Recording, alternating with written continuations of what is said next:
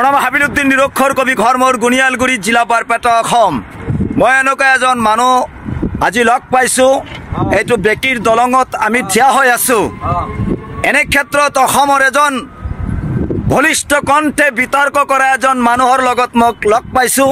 তেখেতৰ লগত মই এতিয়া আছোঁ। অসম তথা ভাৰতবৰ্ষৰ ৰাইজৰ গেথাৰ্থে ক'ব বিচাৰিছোঁ, তেখেতৰ লগত মই বাৰ্তা আলোচনা কৰিম।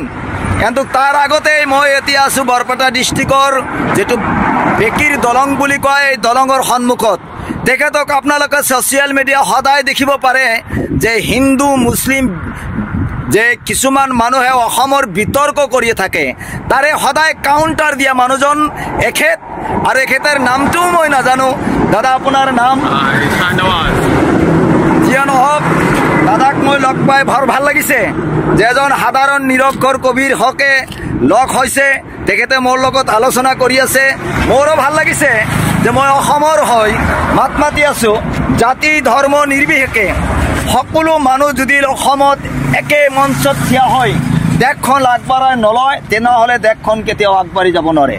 আমি অসমৰ মুখ্যমন্ত্ৰী হিমন্ত বিশ্ব শৰ্মাক এষাৰ কথা ক'ব বিচাৰিছোঁ যে আপুনি হিন্দু মুছলিম বিভাজন কৰি বাদ দি আপুনি দেশৰ শিক্ষা অনুষ্ঠানটো কেনেকৈ আগবঢ়াই লৈ যাব পাৰে, তেনেকুৱা এটা পৰিস্থিতি আপুনি গঢ় দিব লাগিব। কাৰণ যিখন দেশৰ শিক্ষা অনুষ্ঠান, এটা কথা আফচোচ লাগিছে, দাদাক পাই মই কথাটো কৈ আছোঁ যে যিখন ৰাজ্যত 700 স্কুল বন্ধ হৈ আছে, সেই ৰাজ্যত মোৰ দৰে নিৰক্ষৰ মানুহ সৃষ্টি নহ'ব, কি শিক্ষিত মানুহ সৃষ্টি হ'ব?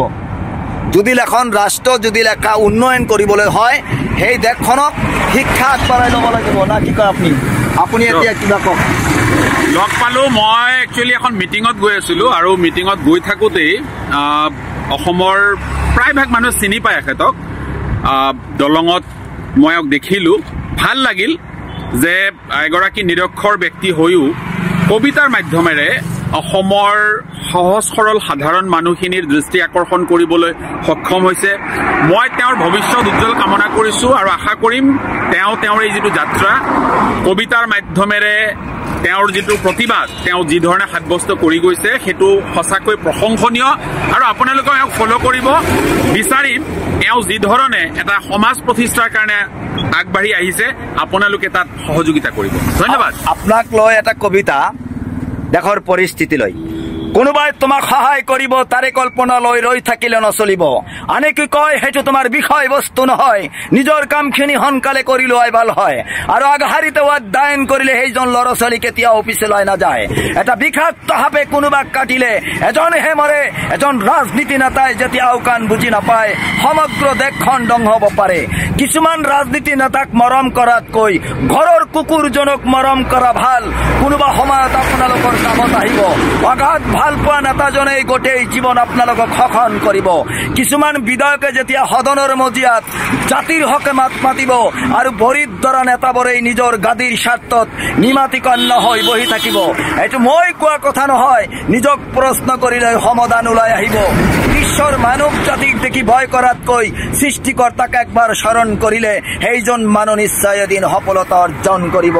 সেইজন মানুহ নিশ্চয় এদিন সফলতা অৰ্জন কৰিব। দাদাক মই আন্তৰিক অভিনন্দন জ্ঞাপন কৰি, দাদাৰ বহুত ভৱিষ্যত জীৱন মই উজ্জ্বল কামনা কৰি ইয়াতেই সামৰি মাৰিছোঁ। ধন্যবাদ। Thank you, শুক্ৰিয়া।